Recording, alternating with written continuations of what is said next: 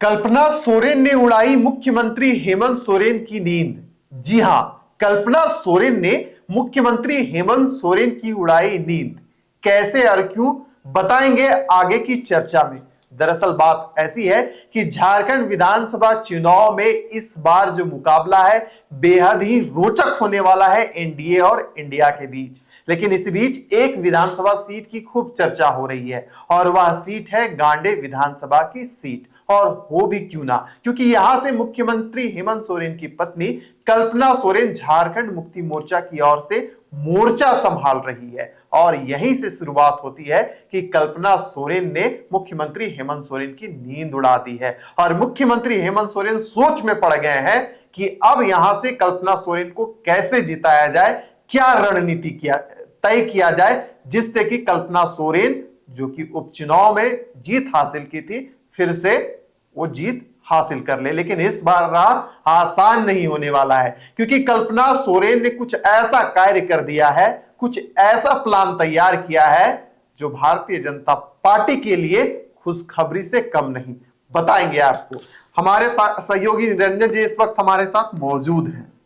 गांडे विधानसभा की खूब चर्चा हो रही है निरंजन जी, और इस बार भारतीय जनता पार्टी ने वहां से मुनिया देवी को उतारने का काम किया है। लेकिन सब कुछ समीकरण बदल चुका है, यानी कि जो गेंद है वह मुनिया देवी के पाले में जाता दिख रहा है।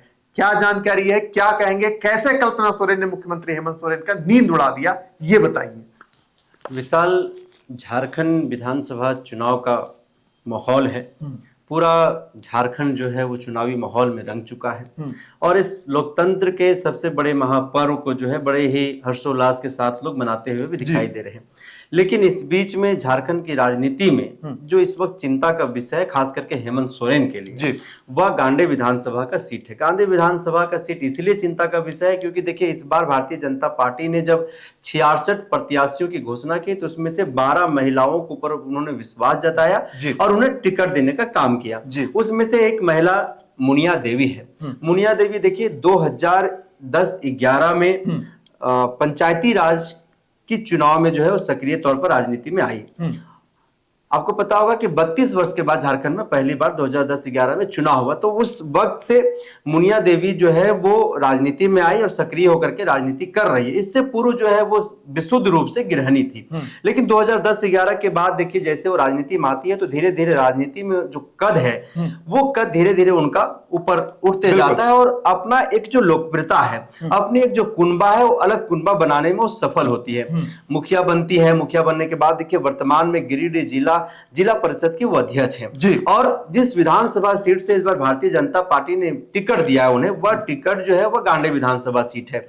अब देखिए, जो चिंता का विषय है और हेमंत सोरेन जो चिंता में डूबे हैं, वो इसलिए डूबे हुए हैं क्योंकि कल्पना मुर्मू सोरेन जो है वो हेमंत सोरेन की धर्मपत्नी है और हेमंत सोरेन की जो अपना पैतृक जो आवास है, अपना जो गांव है, वह दुमका के इलाके में पड़ता है, भोगनाडी में पड़ता है। तो कहीं ना कहीं झारखंड में देखिए स्थानीय प्रतिनिधित्व का बहुत बड़ा सवाल रहा है। बिल्कुल। ऐसे में गांडे विधानसभा जो सीट है वह सीट इस बार कल्पना सोरेन के लिए बेहद ही चुनौतीपूर्ण होने वाला है। राह बिल्कुल भी एकदम कठिन जो है वो दिखाई दे रही है।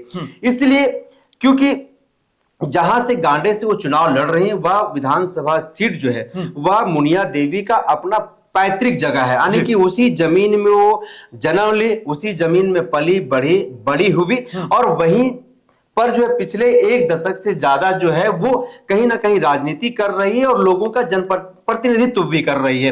अब ऐसे में जो राजनीतिक पंडित हैं और जो सूत्र बता रहे हैं वह यह बता रहे हैं कि इस बार किसी भी हाल में मुनिया देवी वहां पर चुनाव जीतेगी। जीतने का कारण यह है कि वो वहां पर लोकल है, वो वहां पर स्थानीय है और जो स्थानीय प्रतिनिधित्व का हमेशा से एक सवाल झारखंड की राजनीति में रहा है, तो वहां के लोग इस बार कल्पना सोरेन को सीधे तौर पर बाहरी बताने का काम कर रहे हैं कि ये बाहरी, अगर कल्पना मुर्मू सोरेन को अगर चुनाव लड़ना है, जो लोग कह रहे हैं वो जाकर के वो दुमका के इलाके से चुनाव लड़े, तब जाकर के जो है एक मसला उनका हो सकता है, बात बन सकती है। लेकिन जो वर्तमान जो परिस्थितियां हैं, हालांकि लोकतंत्र है, लोकतंत्र में आप स्वतंत्र हैं कि भारत राज्य में जाकर के कहीं से भी आप चुनाव लड़ सकते हैं। लेकिन झारखंड की जो डेमोग्राफी है या फिर टोपोग्राफी है, तो आप देखिए कि बिल्कुल अन्य राज्यों की अपेक्षा काफी आपको अलग दिखाई देगा।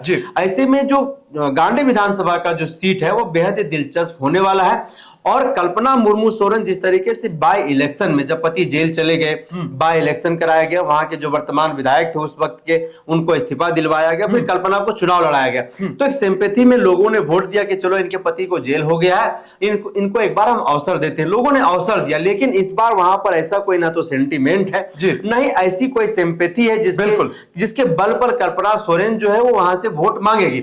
हालांकि वो अपने 5 वर्ष के कार्यकालों को लेकर के जो है चुनावी मैदान में है, और वो कह रहे हैं कि अबुआ दिसुम अबुआ राज और अबुआ सरकार जो हमारी है वो अबुआ सरकार आप लोगों के सपनों को पूरा करेगी। लेकिन मुनिया देवी के साथ जो पॉजिटिव है, जो सकारात्मक है, और जो उनके लिए राहें जो आसान दिखाई दे रही है, वो सबसे बड़ी राह यह है कि उसी आंगन में वो पली बड़ी है, उसी आंगन में वो खेली है।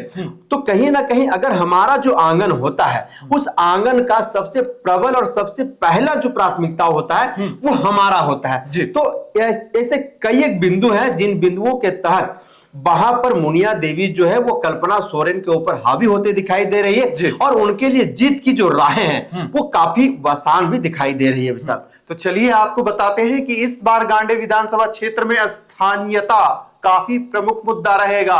बाहरी भीतरी का कार्ड खेला जाएगा और इसमें कहीं ना कहीं मुनिया देवी बाजी मार जाएंगी। आपको बता दें कि गांडे उनका मायका है और जमुआ उनका ससुराल है। ऐसे में आप सोच लीजिए कि जो बच्ची, जो लड़की किसी क्षेत्र में पली बड़ी हो और वहां से उसे टिकट मिल जाए तो उसका विधानसभा चुनाव में कितना बड़ा असर होगा। आपको बता दें कि मुनिया देवी को जेपी नड्डा ने भारतीय जनता पार्टी में ज्वाइन करवाया था, तब से मुनिया देवी पीछे मुड़कर नहीं देखी।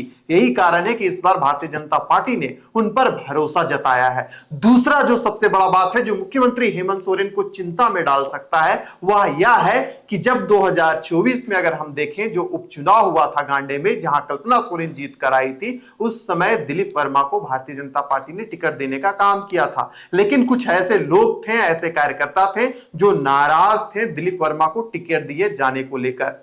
यही खेल दिलीप वर्मा को और भारतीय जनता पार्टी को बिगाड़ दिया था। लेकिन मुनिया देवी उन कार्यकर्ताओं को अपने और खींचने में सफल हो गई है। समीकरण बैठ चुका है, यानी कि इस बार कांटे की टक्कर होने वाली है।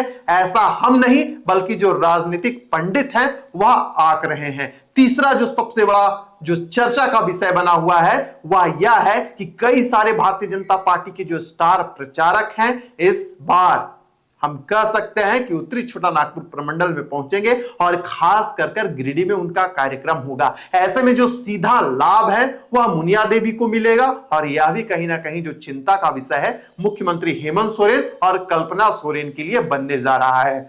जो सबसे बड़ी बात है कि मुनिया देवी जिला परिषद अध्यक्ष है और उन्होंने यह ताल ठोक दिया है कि जो जनता है गांडे विधानसभा क्षेत्र की वह हमारे साथ है। 3 प्रखंड आते हैं गांडे विधानसभा क्षेत्र में और कहा जा रहा है कि इस बार जो बेगाबाद जो प्रखंड है वहां की जो जनता है, वहां की जो भारतीय जनता पार्टी के कार्यकर्ता है पूर्ण समर्थन दे रहे हैं मुनिया देवी को।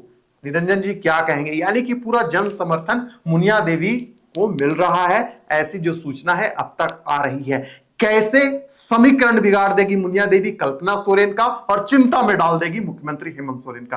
अंतिम टिप्पणी आपकी। देखिए वैसा समीकरण नहीं बिगाड़ देगी, वो तो जीत की कगार पर है। जिस तरह से लगातार आप देखिए कि मुनिया देवी जिस समुदाय से आती है, जिस समाज से आती है, वो कुशवाहा समाज है। और गिरिडीह जो विधानसभा क्षेत्र है, गिरिडीह का जो गांडे विधानसभा क्षेत्र है, वहां पर कुशवाहा समुदाय का अपना एक बड़ा वोट वर्चस्व है, अपना एक अलग वर्चस्व है। वही कारण है कि इस बार जब पंचायत चुनाव हुआ तो पंचायत चुनाव में जब जिला परिषद की चुनाव लड़ी मुनिया देवी, तो देखिए कि एक बड़े अंतर से जो है सबसे पहले जिला परिषद प्रत्याशी के तौर पर वो जीत हासिल की, उसके बाद जिला परिषद अध्यक्ष के तौर पर भी वो जीत करके आई। तो कहीं ना कहीं अपनी जो एक अलग पहचान है, अपनी जो उनकी कार्यशैली है, वो लोगों को काफी प्रभावित किया, जिसके कारण लोग उन्हें जिला परिषद का अध्यक्ष चुना भी।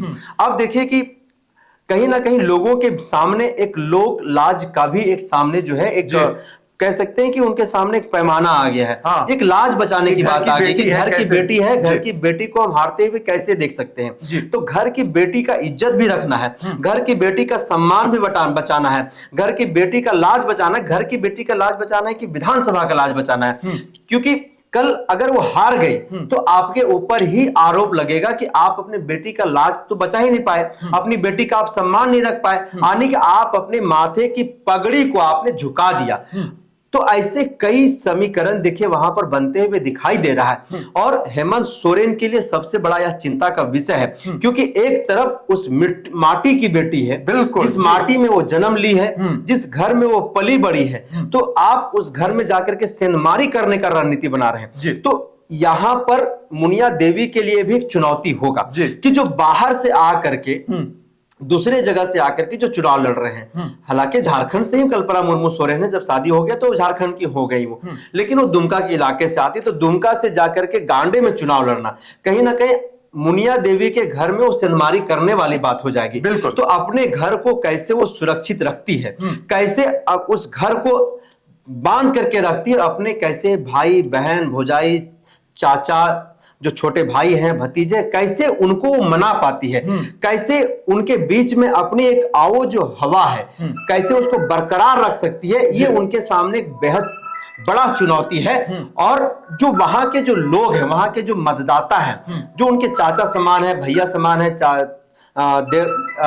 नाना है, जो भी काका है, उन लोगों के लिए भी एक बेटी का लाज बचाने के लिए, उनको उसका सम्मान रखने के लिए और अपने माथे की जो पगड़ी है उस पगड़ी को भी कहीं ना कहीं बचाने की उनके सामने जो है एक आन बान शान की लड़ाई है। और बाहरी वर्सेस भीतरी जो कार्ड है इस बार आपको गांडे विधानसभा में खुल करके देखने के लिए मिलेगा।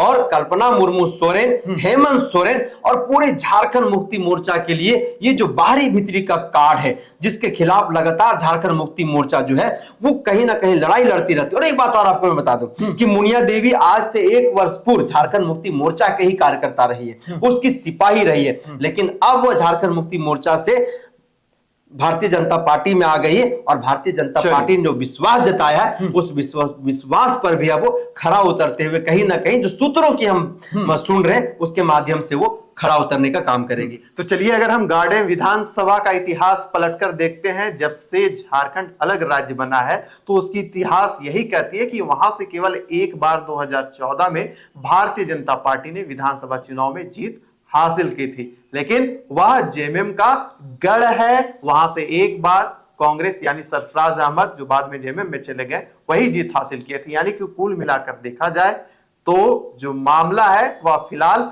हेमंत सोरेन के पक्ष में रहा है, लेकिन इस बार की जो समीकरण है, इस बार की जो रणनीति है मुनिया देवी का, वह क्या कल्पना सोरेन पर हावी पड़ेगा 23 नवंबर को पता चल जाएगा। दीजिए हमें इजाजत, चर्चा को करते हैं समाप्त।